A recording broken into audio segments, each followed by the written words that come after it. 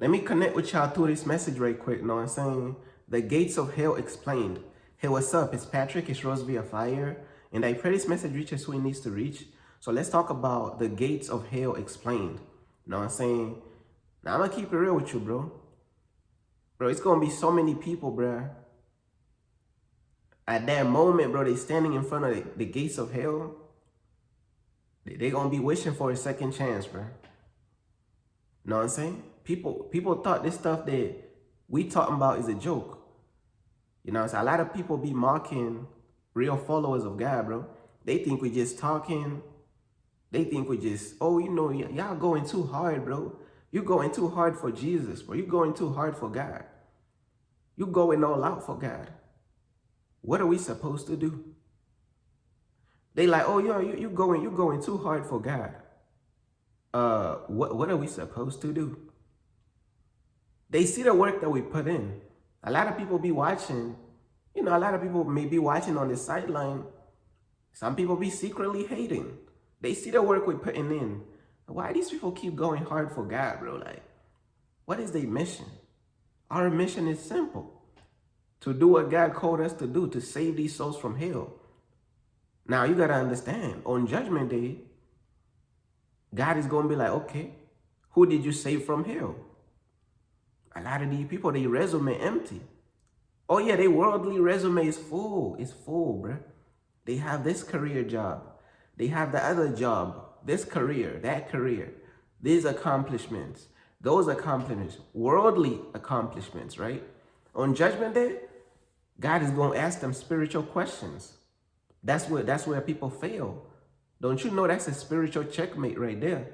Because you prepared all these things for the world, all these achievements, accomplishments for the world.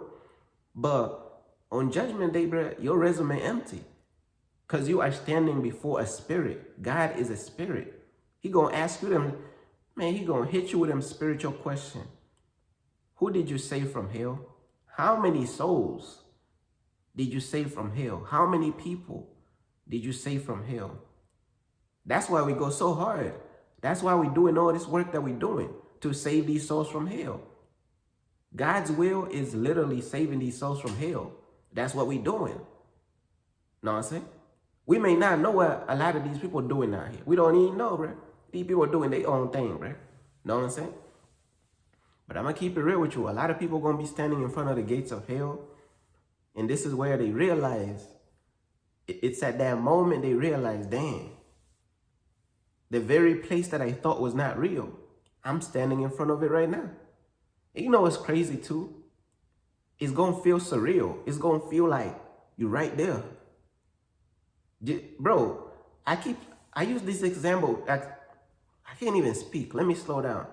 I used this example before in one of my messages. I said,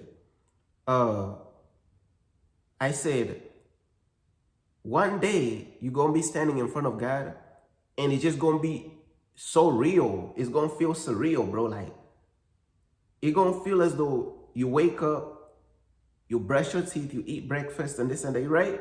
It's going to feel as real as that, bro. But look, though, it's going to feel more real than that. That's the crazy part. Because your soul has more heightened senses, if that makes sense.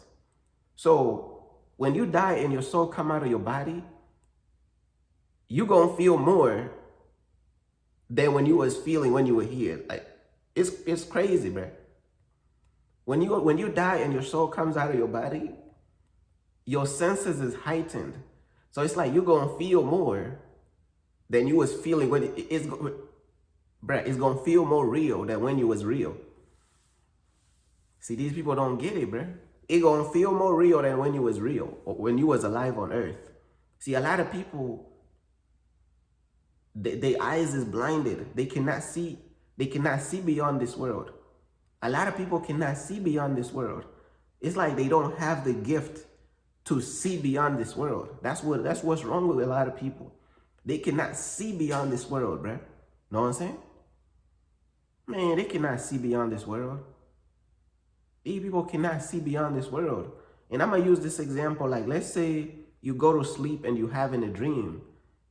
But in the dream, everything feels so real. It's like you could almost feel people's intentions and You could pick up on things in the dream world much on a heightened level, on a higher level, bruh. That's what it feel like, bro. When you die and your soul come out of your body, you gonna feel more real than when you was real. You gonna feel more alive than when you was alive. But the thing is, if you weren't taking God serious, bro, you in danger. You in danger for real, man. I'm trying to tell you, but look, though. You standing in front of the gates of hell, bro. You standing in front of the gates of hell. And you like, damn. What they was talking about was real. Then people was talking about follow God, obey God's plan, da-da-da-da-da. That stuff they was talking about was real. A lot of people don't even believe that hell is real. You know, you got all these new doctrines. You got all these new doctrines that's coming out from all these pagan religions and new age spirituality, talking about hell is just a state of mind. It's not a physical, it's not like a real place.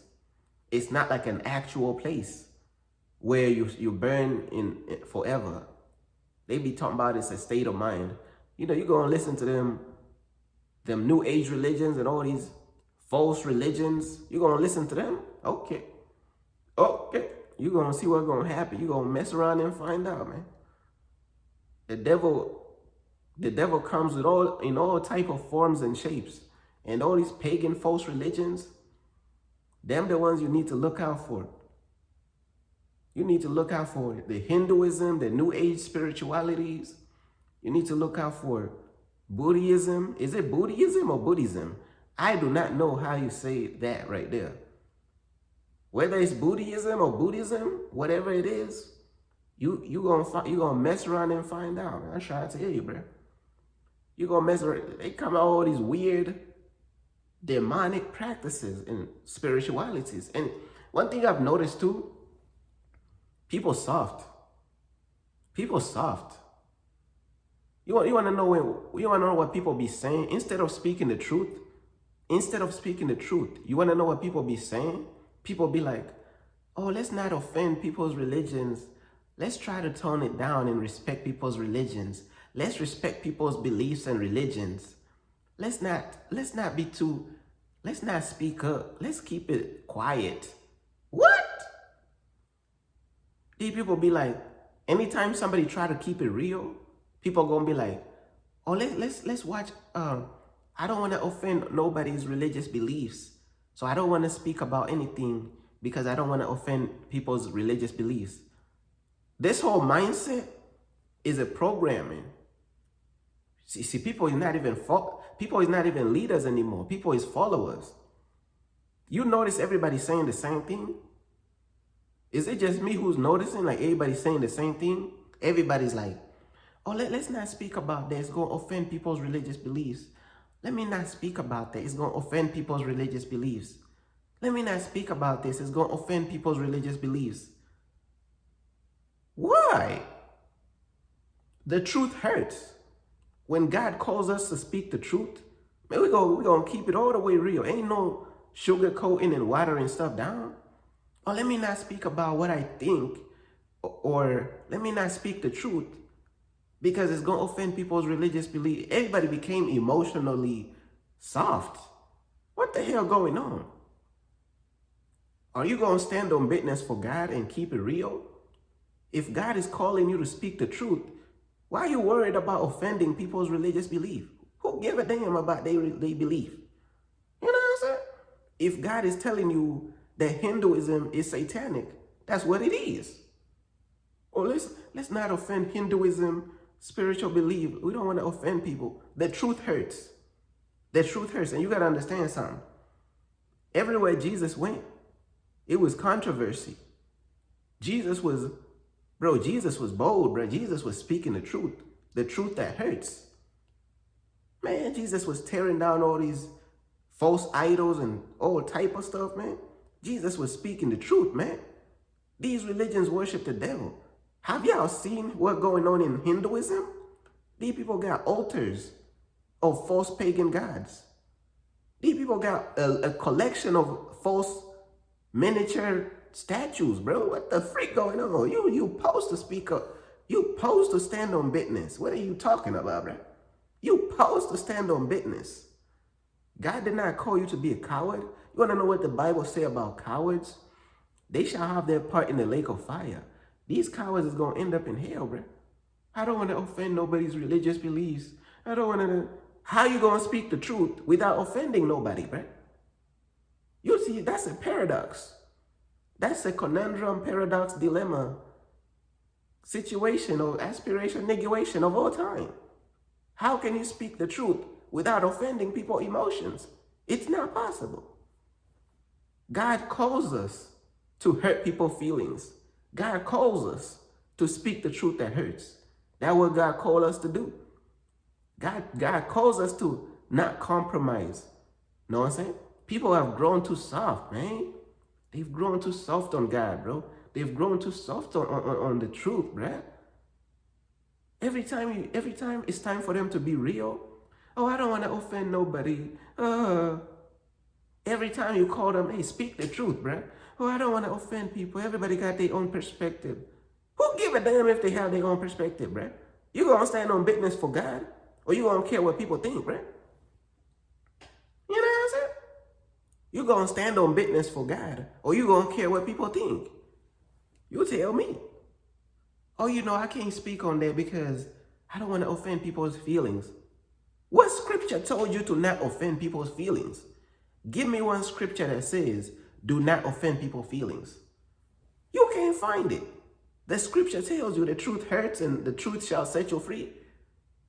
The truth shall set you free. How is the truth going to set you free without hurting your feelings? Man, these people weak. These people too soft, man. These people too soft for me, bro. Man, so many people going to be standing in front of the gates of hell, bro.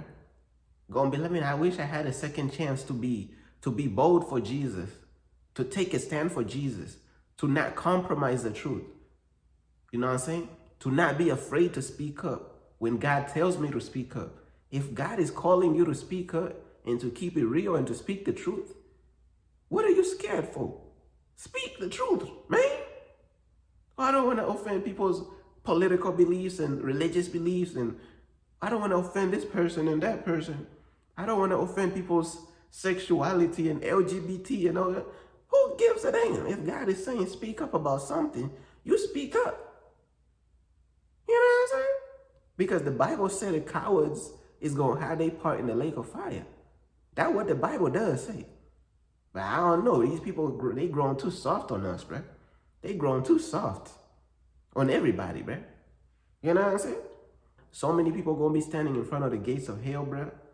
And they going to wish they had a second chance to do what people like me is doing, to really put out the truth out there and to really keep it real.